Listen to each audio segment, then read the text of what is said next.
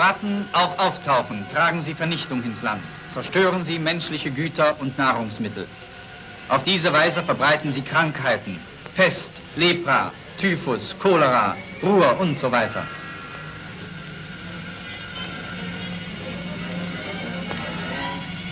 Sie sind hinterlistig, feige und grausam und treten meist in großen Scharen auf. Sie stellen unter den Tieren das Element der heimtückischen unterirdischen Zerstörung dar. Nicht anders als die Juden unter den Menschen.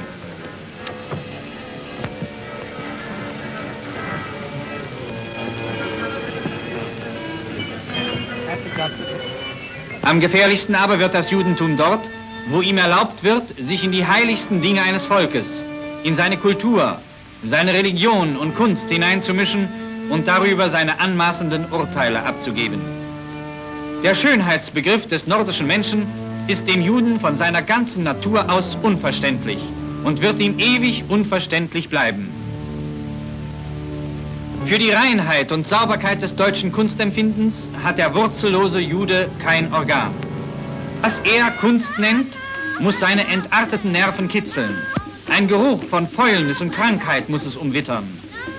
Es muss widernatürlich, grotesk, pervers oder pathologisch sein. Diese Fieberfantasien unheilbar kranker Hirne wurden einst von jüdischen Kunsttheoretikern der deutschen Öffentlichkeit als höchste künstlerische Offenbarung aufgeredet. In 1938, another film had been made. Its theme was pest control. The film demonstrated a new, effective method using gas to kill pests. Die Anopheles-Mücke bringt die Malaria. Die Gelbfiebermücke, auch ein Todfeind des Menschen. Aber warum in die Ferne schweifen? Unsere Fliegen sind so nah. Auch sie können Krankheiten übertragen. Typhus, Cholera, Augenentzündungen. Ein etwas unbekannterer Kollege, der Messingkäfer. Aber Kleider hat er auch zum Fressen gern. Mit Metall hat dieser Messingkäfer also nichts zu tun. Dafür macht der Holzwurm seinem Namen Ehre.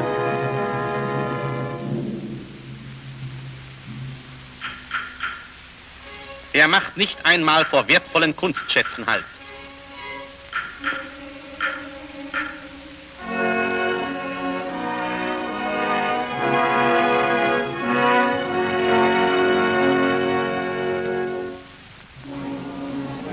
Die Chemie liefert uns zu diesem Kampf die schärfsten Waffen, die Giftgase. In 2 more years, carbon monoxide will begin to be used on mental patients, and 3 years will pass before this gas is first used at Auschwitz.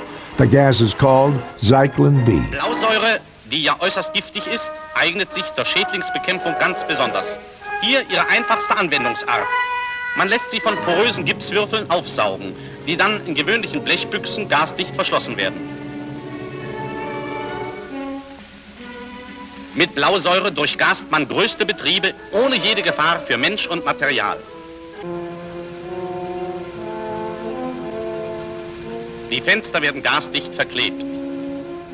In April 1943, Himmler gives a private speech before some SS officers. Hier sitzt der Feind. Anti-Semitism is like being deloused. Getting rid of lice is hardly a philosophical issue.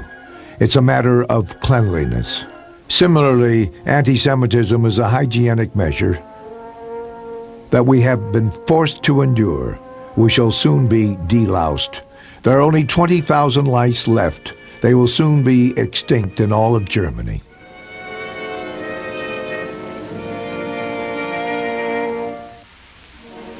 Gas! Gas! It was not by pure chance that an insecticide would be the Nazis' most effective weapon in the fight against the Jews. For years now, propaganda had hammered out the metaphor. The Jews as bacteria, insects, vermin.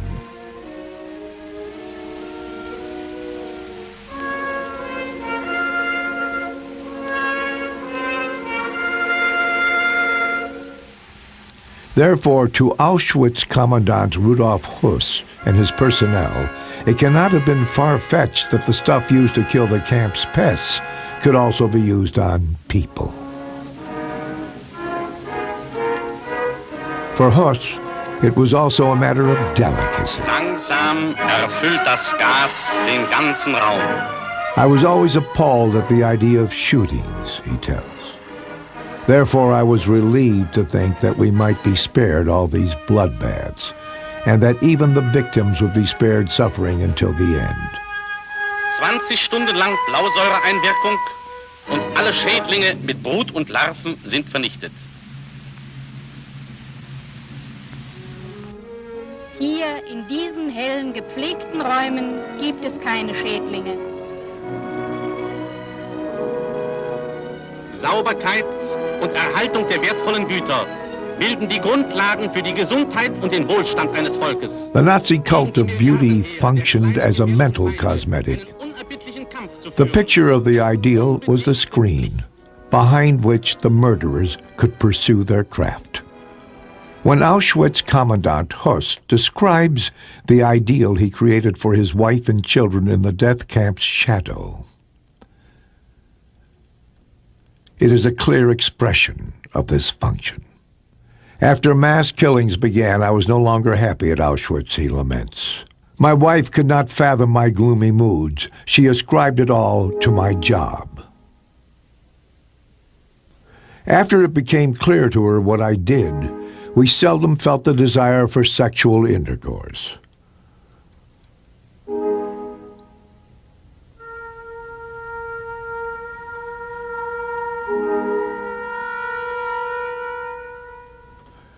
From 1942 on, the gas chamber was the foremost tool of extermination. The mass shootings had ceased. Murder took on the guise of a hygienic measure.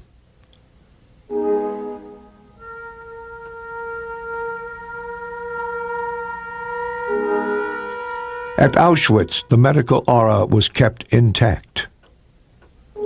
Physicians played a major role in the killing process. It was they who selected the victims and saw to it that the poison gas Zyklon B was used as prescribed. Afterward, it was they who checked to see if the victims were really dead.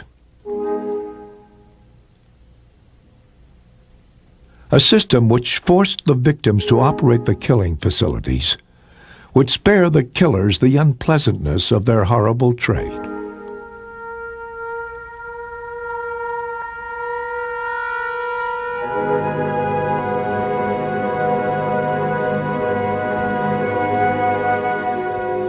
Mass murder was the ultimate consequence of Hitler's ambition to create the new man. The cosmetic of the Nazi beauty cult finally found its way into the gas chamber. The killing was a biological mission, a holy tribute to pure blood. The death factories were anthropological sanitation facilities, instruments to beautify the world.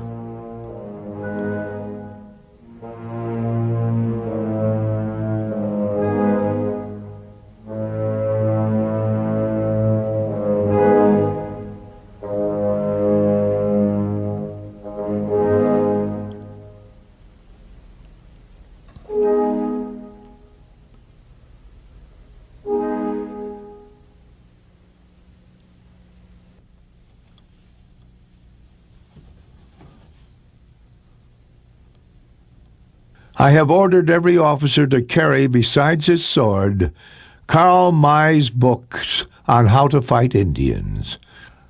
That is how they must fight the Russians. They must hide behind trees and bridges, then leap forth for the kill.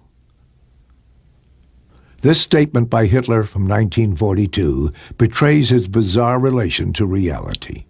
Karl May was Hitler's favorite author. This German author wrote some 70 boys' books that Hitler had read as a child. Karl May wrote books about Indians and romantic adventure tales set in exotic surroundings.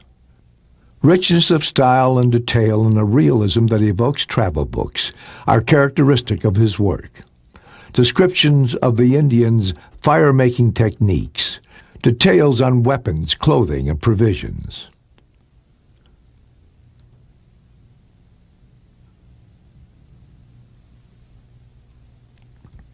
Karl May had never visited the places he wrote about, nor had he ever come in contact with foreign peoples or influences. He shared this lack of real experience with the untraveled Hitler.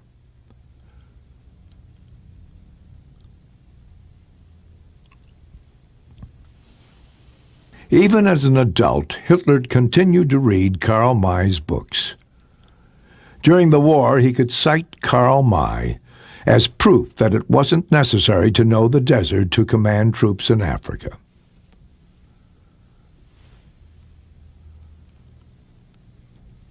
Hitler was well aware of May's lack of experience.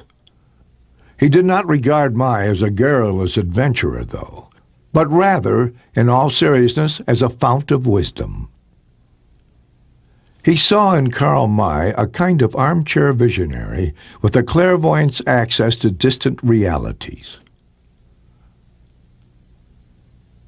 On another occasion, Hitler names May as an example of how someone with imagination and the power of insight does not need to know a certain people, even as May did not know Bedouins or Indians, to know their souls better than any anthropologist who had studied them.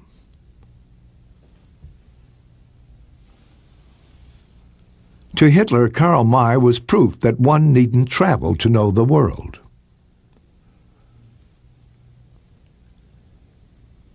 Hitler explicitly held the view that imagination could provide the basis for knowledge. Thus he was betrayed by his inability to distance himself from the visions that crowded in on him. This lack of critical distance was particularly obvious in one area where Hitler's experience was scanty: his assessment of unfamiliar peoples. This is typified by his attitude toward the Jews. Anti-Semitism's classical document, The Protocols of the Elders of Zion, a fake document, which purports to verify a Jewish conspiracy to rule the world, struck Hitler like a revelation, while the question of its authenticity paled by comparison. The grip these ideas had on Hitler is evident in his paradoxical strategies. The more futile the war against the Allies became, the more zealously annihilation of the Jews was pursued.